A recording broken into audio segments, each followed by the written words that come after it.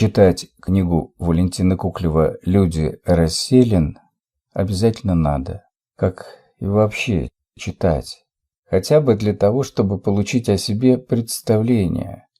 Ты еще в состоянии внимательно воспринимать другие стереотипы жизненного поведения?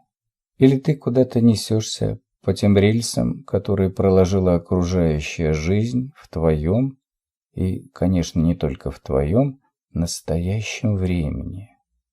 А вдруг ты пошаришь головой, посветишь лучиком своего интеллекта, своего желания, услышишь, увидишь, учтешь рискованный опыт альтернативных искателей автономной жизни, не размешанной в киселе преогромного социума.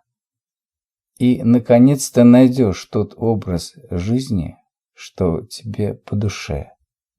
Да, так же, как для того, чтобы стать художником, мы изучаем творения других рисовальщиков, не обязательно великих, так и для того, чтобы выявить, найти свою жизнь, какой она должна быть, чтобы успокоить душевную смуту и дать постижение и результат, мы должны изучать, как люди до нас находили свою трассу во времени.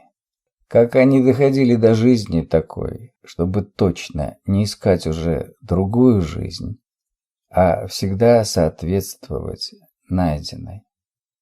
И книга Валентина Куклева «Люди расселен» в подобных исканиях и конструированиях нужный попутчик. Нельзя сказать, что это прямое руководство, но имеющие уши да услышат. Полностью сливаются с временем, в котором живут, с правилами его, только, наверное, пораженные конформисты.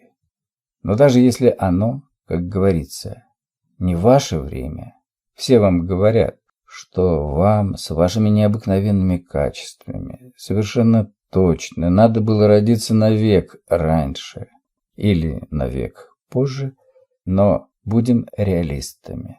С временем надо ладить. Как?